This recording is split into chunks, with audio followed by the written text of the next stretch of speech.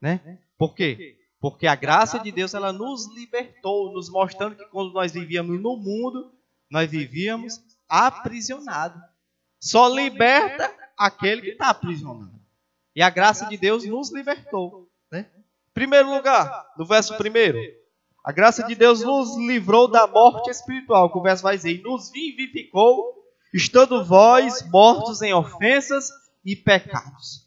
Ou seja, quando nós estávamos no mundo, nós vivíamos em uma total, extensa e imensa morte espiritual. Essa era a situação que nós vivíamos no mundo, como morto espiritual, né? Eu acho interessante que o morto, ele não vê, o morto, ele não tem sentido, não tem sentimento. O morto, ele é levado pelos outros. Se você já viu algum cortejo fúnebre, você sempre vai ver que o morto, ele não tem atitude nenhuma, ele é levado pelos outros, ele não pode ter uma atitude por si só, né? E assim era como nós vivíamos no mundo, né? Em uma apatia espiritual.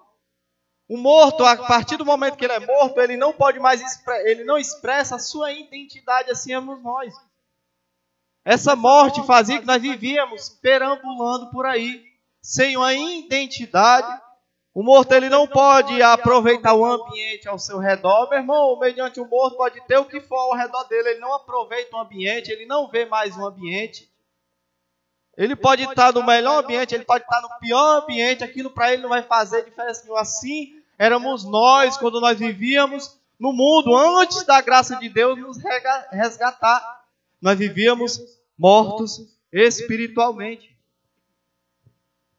Morte essa que a gente pode ver que vem da nossa descendência adâmica. Quando Adão ele é criado, Deus ele resolve criar o homem, cria os céus, cria a terra, cria os animais, cria a erva verde, tudo foi criado por Deus. Porém, Deus ele cria o homem. E quando Deus ele cria o homem, de todas as suas criações, a mais perfeita, a mais diferente em perfeição era o homem. Porque, como nós aprendemos domingo passado, Deus ele criou o homem à sua imagem e sua semelhança, que ele vai dizer. O homem é a única criatura criada por Deus que é feita em imagem e semelhança de Deus, que é dotado de sentimento, age pela razão, tem inteligência, né? Logicamente que Deus tem isso muito, extremamente maior do que nós, mas o único ser criado por Deus que é pessoa é o ser humano. Porém, o homem também era privilegiado pela sua vida espiritual que ele tinha. O texto vai dizer, lá em Gênesis, que o homem ele tinha uma íntima comunhão com Deus. Diz que todos os dias Deus vinha e dialogava diretamente para com o homem. Imagina só, irmão, você. Todos os dias à tarde o próprio Deus vinha e dialogar com você. Isso simbolizava que Adão ele tinha uma plena vida espiritual. Porém, um personagem inusitado entra nessa história tão linda chamada pecado. Adão ele peca. Quando Adão peca, automaticamente a sua vida espiritual é tirada. É quebrada. Há uma barreira chamada pecado. E na mesma semelhança do pecado de Adão, assim éramos nós. Nós vivíamos em uma morte espiritual. A Bíblia vai dizer que o que nos fazia separação entre nós e Deus era o nosso pecado.